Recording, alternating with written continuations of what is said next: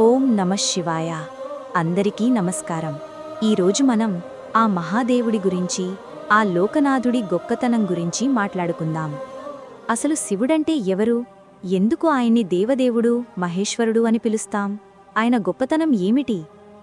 చూడండి, ఆయన భోళాశంకరుడు, అంటే చాలా సులభంగా ప్రసన్నమయ్యేవాడు. ఆయనకు బంగారం, వెండి, వజ్రాలు, వైడూర్యాలు అక్కర్లేదు. ఆడంబరమైన పూజలు, యాగాలు అవసరం లేదు. భక్తితో ఒక చెంబుడు నీళ్లు తీసుకెళ్లి అభిషేకం చేసి ఒక్క మారేడు దళం సమర్పిస్తే చాలు, ఆ తండ్రి పొంగిపోతాడు. మనసులోని ఆర్తిని చూస్తాడు కాని మనం తెచ్చే కానుకలను చూడడు.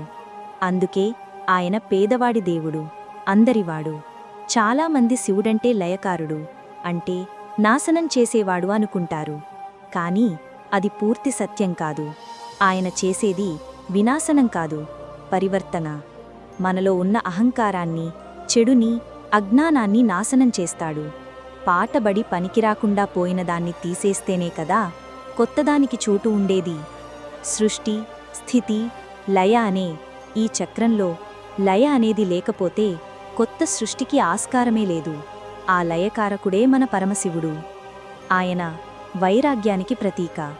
ఒంటికి బూడిద పూసుకుంటాడు, మెడలో పాములను వేసుకుంటాడు, శ్మశానంలో ఉంటాడు. ఈ ప్రపంచంలోని ఏ బంధనాలకు, ఏ ఆకర్షణలకు లొంగనివాడు ఆయనే. ఆయనే ఆదియోగి. ఈ ప్రపంచానికి యోగాను, ధ్యానాన్ని పరిచయం చేసి మనసును ఎలా నిగ్రహించుకోవాలో నేర్పిన గురువు ఆయనే. అయితే ఇంతటి వైరాగ్యైన శివుడే మళ్ళీ ఒక సంపూర్ణమైన గృహస్థుడు. పార్వతీదేవికి ప్రాణనాథుడు, గణపతికి, కుమారస్వామికి తండ్రి. ఒకవైపు యోగీశ్వరుడిగా, మరోవైపు కుటుంబరావుగా ఉంటూ, సంసారంలో ఉంటూ కూడా ఎలా నిర్లిప్తంగా యోగిలా జీవించవచ్చు ఆయనే మనకు ఆచరించి చూపించాడు.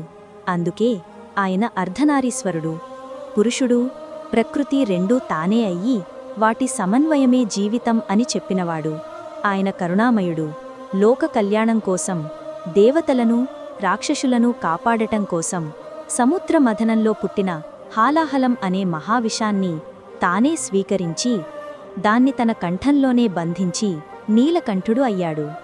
ప్రపంచాన్ని కాపాడటానికి తన ప్రాణాలనే పణంగా పెట్టాడు. ఇంతకన్నా గొప్ప త్యాగం ఏవుంటుంది? ఆయన నటరాజు.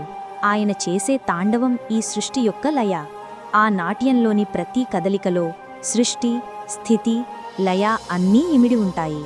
ఈ విశ్వమంతా ఆయన నాట్యరంగస్థలమే. అందుకే శివుడు అందరివాడు. దేవతలకు, రాక్షసులకు, మనుషులకు, పశుపక్ష్యాదులకు, భూతప్రేత పిశాచాలకు అందరికీ ఆయనే దేవుడు, పశుపతినాథుడు. ఆయన గొప్పతనం ఆయన ఆయుధాలలోనూ, ఐశ్వర్యంలోనో లేదు.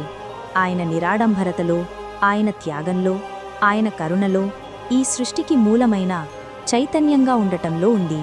ఆయన ఆది, ఆయనే అంతం, ఆయనే అండి. హరహర మహాదేవ, శంభో శంకర. ఓం నమః శివాయ.